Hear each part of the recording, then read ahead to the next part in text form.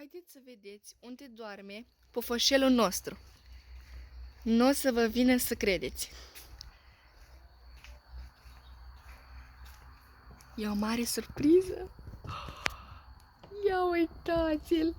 Unde doarme? Te-ai trezit? Da? Dormeai bine, nu? Ai venit aici singurel și ai dormit pe balconul căsuței, da?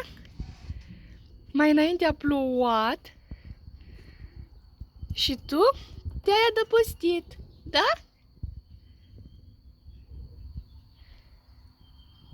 Ciocolată nu a vrut să vină.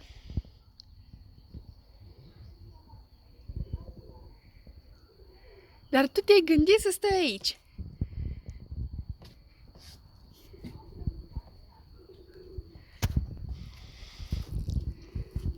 Data viitoare o să te bagi în căsuță.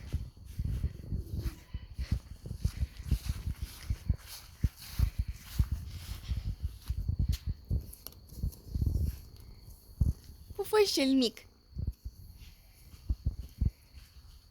Nu mai dormi, da? Și eu te-am căutat. Nu știam unde ești. Și când am văzut...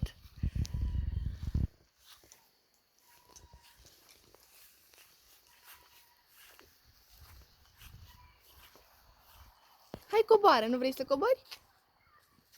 Vrei să cobori pe scări? Hai, vino, așa, bravo! Ne întindem. Hop, hop, până jos, bravo!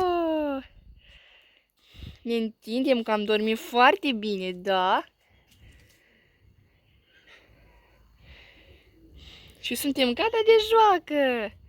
Și tu ai venit, da? Tu n-ai vrut să dormi pe balconul căsuței. Ți-a fost dor de pufășel? Blânduța?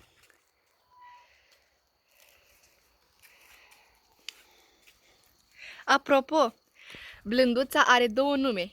Și Ciocolată și Blânduța. Ea are două calități. Iar acum vă jucați, da?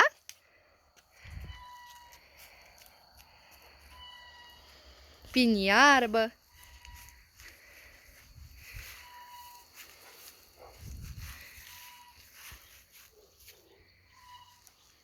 O să revin mai acuși la voi, bine? Pa, pa!